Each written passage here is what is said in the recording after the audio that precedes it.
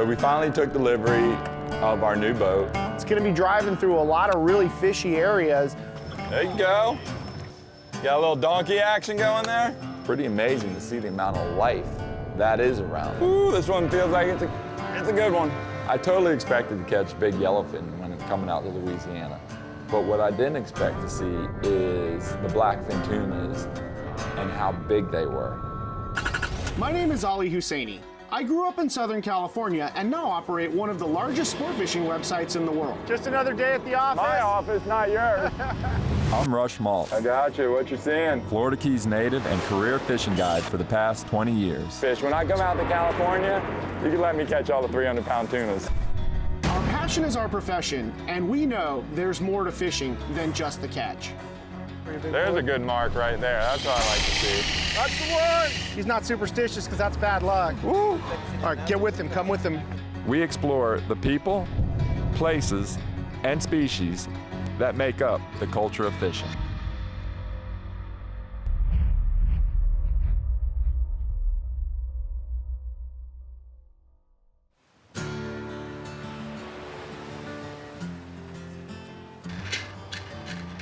I'm excited to be here, man. I mean, Venice is a place I've always wanted to come, and the only other time I've been here is when we did the race too. And we were more hosting than fishing, you know? But this trip, we actually get to be the fishermen. We actually get That's what I'm saying, get to do it got ourselves. our own boat, our own gear. My own. Luckily, we got Eric for My own boat, knowledge. buddy. You don't got your own boat, all right? I don't even want boats anymore. Since we're just getting here and getting dialed in, Eric recommended we go fish some of the shallower rigs for some cobia, snapper, do a little jigging. Yeah, that stuff's like, you know, anywhere from 5 to 15 miles out of the pass. So it'll make for a short run. Stay close to home, get our program dialed in, get this gear going. I mean, this is half a day's work right here. How we're coming along, guys? Good, man. We almost got this stuff put together. Two more, I think. All right, I just talked to one of the owners of Venice Marina, and they're whacking the big mangs. Oh, yeah? Yep. So even the locals go out and still get geeked up over the big mangies, huh? No doubt. So we finally took delivery of our new boat, and it's time to bring it over to San Diego. It's gonna be driving through a lot of really fishy areas, nowhere more fishy than Venice, Louisiana. Why don't we combo this boat delivery with a little bit of a roadie, go see some friends, and catch a few fish along the way while, you know, kind of testing out the new rig. The one thing I wasn't gonna do was drive across the country and not stop in Louisiana and see our friends Eric and Mo. They're just a great team with a passion for the sport, trying to do what they love in one of the best places on earth to catch a fish.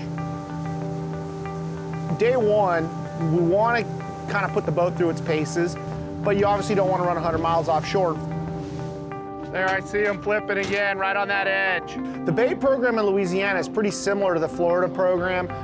About 50 yards straight ahead. They're flipping pretty good all through here, right against this edge. Look for the birds, look for the life, roll into it as stealthy as you can, throw the cast net, rinse, repeat until the well's full. Got bait. How many pieces is that? About a dozen. The bait that they use in Louisiana, especially for tuna fishing, is what they call a pogie. There's a whole bunch of them over on that edge to the left, Eric. See that muddy spot, about 150 yards? The pogie goes by several different names, bunker, menhaden, but it's basically a sardine family of bait. What do you think, Eric, right here? Give it a swirl. Look good? Yeah, we've been drifting for a while. Should be good. Let it rip, big boy. I see him flipping. It's a taller bait with a thicker body. It's got a big old head on it, definitely colored like a sardine. I've done my share of net throwing, I'll tell you that. They like to be inshore in the brackish water, which is where we catch them. And then when you run offshore and start fishing them in that clean blue water, they don't like that so much. You know, one thing I really wanted to see here was their snapper fishery. And we had to get the boat in the water. That ate up a little bit of time in the morning, so it really wasn't in the cards that day to go offshore and look for tuna and stuff. So a good idea was to go to some of the inshore rigs and look for cobia and snappers and whatever else came along. There you go. Got a little donkey action going there? Oh, giant jackerville. Oh. You call that the Gulf tuna? Yeah. Dude, these big jacks are so underrated as a fish. I mean, they can fight. pull hard. Like I said, plugs, fly, everything. Damn, that's a good one there. Go on, Better Eric. you than me, buddy. Oh, man. That's a healthy one.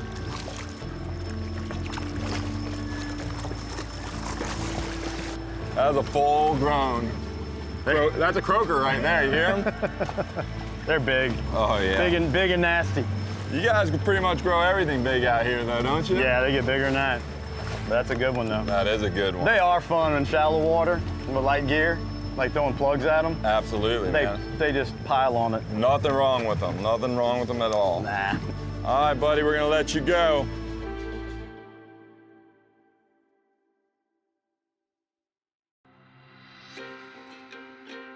Local knowledge is brought to you by Evan Rood, Penn, let the battle begin. Yeti Coolers, built for the wild. The Florida Keys and Key West, come as you are. Simrad, go with confidence, go with Simrad. Nomad Design, crafted by experience. And bdoutdoors.com. The gulper. You like the right one? Grouper or something down on the bottom. All the way to the bottom, huh? I just let it fall slow and then I start jigging it when I hit the bottom. Go help him out. He needs all the help he can get. I'm over here pulling on a fish. What are you doing? I'm resting my weary arms. Whoa. Oh, no. Little The red snapper. endangered red snapper. Endangered red snapper. Snag. Ooh. Little guy. They open this weekend. They do? Yep. Let's celebrate now. If you've never been to Louisiana and fished there offshore before, I mean, rolling up to one of these rigs is something to see. A massive feat of engineering. And these things will vary from, you know, a couple hundred feet by a couple hundred feet on the inshore rigs. And then you head offshore and see they call them the floaters because they're anchored to the bottom. They're not actually attached to the bottom. And they're like a floating city. You got something to pitch to them if there's a follower? Here, just watch this. You're under me. What's it feel like, Ali? Might be a cobia, dude. That would be something you're familiar with. And we got a Shark. It's kind of like a cobia, just different. Kind of fly like one. I like any shark rush. Oh, yeah, it is a silky. How about that? Who saw that coming? When you finally pull up around these rigs, I mean, it's pretty amazing to see the amount of life that is around them. Ooh, this one feels like it's a good one. It's a healthy one. How's your back? I'll let you hold this for a second. I'm good, buddy. You Thanks. sure? Yeah, no, I'm super good. Holy cow. Talk about having to work for it. I was jigging it and stopping it, and I was working it all over the place. I was pulling out all the tricks. Still about 200 yards out. It took plenty of line.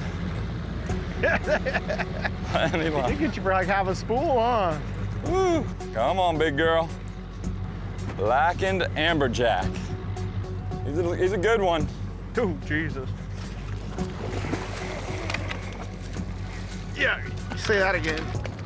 Watch yourself. Reef donkey. Jack Crevalle, the amberjack. They are fat, healthy fish here, man. Look at the thickness on that, dude. They're good. What a pretty fish, man. Like, all that green. Let's throw them in the box. See if I can change your views. I'm ready to try anything, All right, buddy. especially if you're gonna cook it. That catfish last night definitely changed my views on a lot of things. See, there we go. We came out of the river, we made a short run to some of the closer rigs, and we had a great bite on amberjack, snapper. I mean, it was a really good, fun afternoon of fishing. So yeah, go left out of here into the main river. I've known Mo for a long time. I knew Mo before she was a captain. I knew Mo before, you know, she had some of that notoriety she gets online. And I've really watched her evolve as an angler. Mo's my girl, man. I love Mo. She's always got our back. She loves to fish. She really, over the last few years, has developed a passion for teaching other lady anglers. You don't see a lot of female guides, and you've obviously became one of the best guides in your industry. What made you say, this is the career path I'm gonna take? Because I always found myself on the water, doing something on the water, fishing with my family, fishing with Eric, taking friends fishing. And regardless, you know, me being a female, it's just like anyone else, you know, following their dreams, following what they love to do, and it, you know, led me to here. So you didn't just start fishing, you grew up I fishing. grew up fishing, born and raised. It's something that, you know, I did with my parents every weekend, Friday, Saturday, Sunday. That's what we did. There was no staying in town, going to parties, being social. It was, we fish. That's what we do. She grew up fishing her whole life. She grew up hunting. She is one of the hardest workers you're ever gonna see. There she goes. All right. All right, that's one.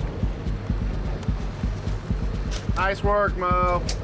Getting Got a eaten. weird head shape. He looks like he's hooked weird or something, wrapped himself up in the tail. That rod bounce is weird. Yeah. Is that a lot of drag? You can back it off if you need to. I'm at strike. I got him set fairly tight. It's beating you up. You want me to throw a bait out? I don't see him under us, but he may bring others with him, you know? Feel like the right one, Mo? I'm gonna say so. Oh, I'm always positive. I totally expected to catch big yellowfin when coming out to Louisiana. But what I didn't expect to see is the blackfin tunas and how big they were. What color is it, Mo? Hold on. It's a blackfin. Looks like a blackfin. It's a tuna. We got a tuna. Blackfin, huh? Big old blackfin. Get some big blackfin here. No, they don't mess around here. Wow, Good shot. that was a chunky blackfin. It's crazy, huh? Nice Thanks, work, Cap. girl. Good job, Mo. I knew they caught blackfins out here, but I didn't realize how big they were. These fish are so fat and so gorged with bait. It was unreal. That's a real one there. Look like a big eye, doesn't it? It's so round. Occasionally we'll get the smaller ones that are like marlin candy, but this is our average blackfin. That's your average? Yeah, I would say.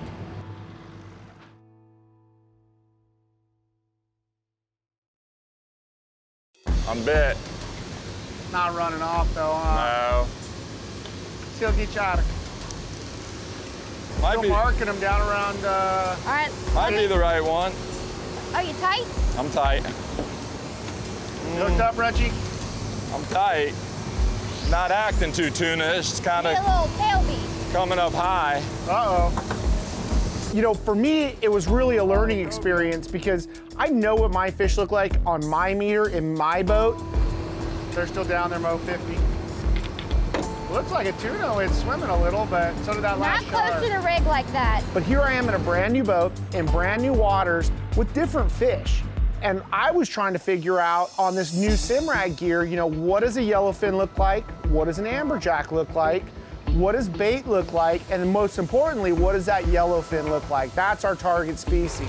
All right, leader. Oh, you're Barracuda? Yeah, can't get away from them either.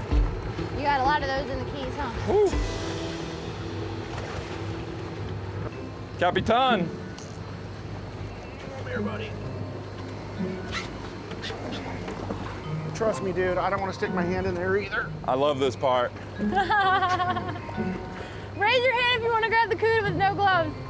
He is not going anywhere. It's right in that hinge. Your family jewels are in a very, I know, I can feel it. very, Dude, I can't get that. they have doctors for that. There's an easier way. It's a big old cuda. That's one thing I noticed is all your fish are healthy, fat. Big. There's no shortage of food around here. No. We know this guy pretty well. You know, these fish have so much life and have so much bait around those rigs that they could just eat and gorge themselves and fatten themselves up. I just got blown up by a tuna. You did? Sweet, Are you tight? I'm Look tight. at that hole. right kind. That's a nice hole. Look at that tail This? beat. I'm all right for right now. All right, we are tight. That feels like the right one, boys and girls. Feels like it. He's trying to swim to the bottom. Yep, he's trying, and it's not a grouper. Unless your groupers come all the way to the top here and make holes in the water. No. That one was right behind the boat. I saw it, yeah. So Feels like a better one. Does for do sure. y'all want to harvest this fish if it's a tuna? If it's a yellowfin, I think we need to get that to Chef Eric immediately. Blackfin, big old fatty. Oh, there's Silky a shark. Oh, there's your friend. I'm sure I can catch him. So it's a blackfin. You want to harvest it? I don't think we need another one. No, we don't do need another one. All right. Let's let this guy go. The size of that thing. Nice. Got him. Nice fish. Thanks, Mo. So cool.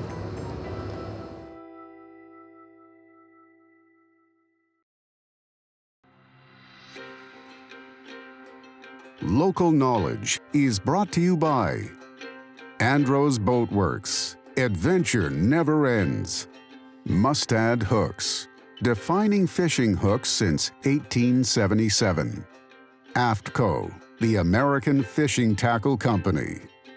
Costa, see what's out there.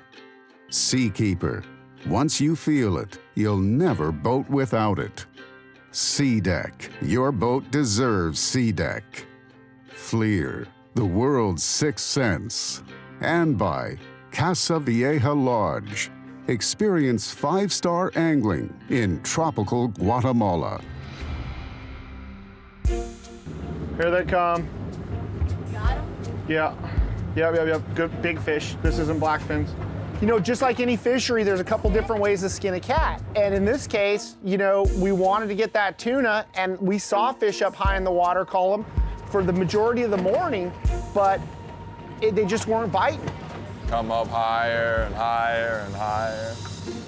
They look like they're coming up really high here. Yeah, no, these are good fish, man. Look at that. Out here in Venice, Mo and Eric specialize in catching tunas. Some days, just like any other fishery, are easier than others. Notice these fish were hanging down between 75 and 150 feet. Dude, you could walk across them underneath us. Well, sooner or later, hopefully they come up. And we could not get them to come up. We threw bait and threw bait. We'd see a couple fish bust here and there. Ooh, right behind us blowing up. I'm going long. As sort of the morning went on, I noticed a fish, there was a good body of fish that was down a little bit deeper. Should we send one down into them? Those guys were working the surface, and we were on this one drift. I saw some meter marks at about 80 feet on my Simrad that I could not resist. I sort of snuck in behind them, pinned a bait on, did the weight rig, and I just threw it over the side. I figure if they're working the surface, let's see what's lurking down below. Oh, he's there. Got them on. Hey, Cappy, what you got there? They wanted that deep rod, didn't they? Cool knot. You just gotta put one in gear. Just use the left lever, it's in sync. There, go ahead. Maybe it's a shark, guys. It's right on the surface. Feels like a tuna, though. We get a really weird bite for a tuna. Normally, you think of a tuna, you know, it's the portion of the sea. It's gonna eat that bait, it's gonna haul ass the other direction. You starting to gain? Yeah, just because we're driving at it, but she can keep going towards it. Hopefully it's a good one. It's just not, it's pulling like a tuna, but not fighting like one.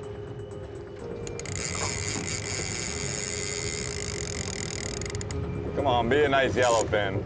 I don't think it could be a shark. It just ran off too fast, too hard. Ooh, it took a lot of line, huh? I wasn't joking. It's not, it's gotta be a tuna though. It's going straight down. It's like might be wrapped or something. Yeah, with that weight. It seems like, you know, when the bite's tough and you're just wanting it and wanting it and wanting it, and then it finally happens. Slowly bump us I forward. think I see the weight, or the rubber band. I thought I just saw something. Thought he was out of fight. He's just like head down. I can't quite turn his head. That's the fish. He's coming up Right here. in a hurry. See? Leader, There's the fish. right there, Rush. Yeah, no, I see the fish. Got him. Thank you. Bullseye.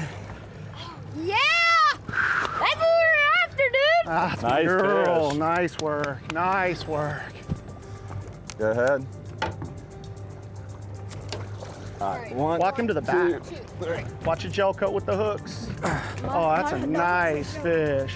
Really nice fish. That's all you want on this light rod, boy. That's it right there. Woo! We're gonna be eating tuna tonight. Oh, good job. Way to put us on it. Ali?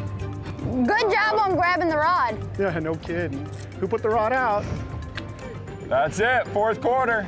We finally got one. Always at the last second. That's a nice way to break in the new boat right there. Venice, Louisiana, big yellowfin tuna.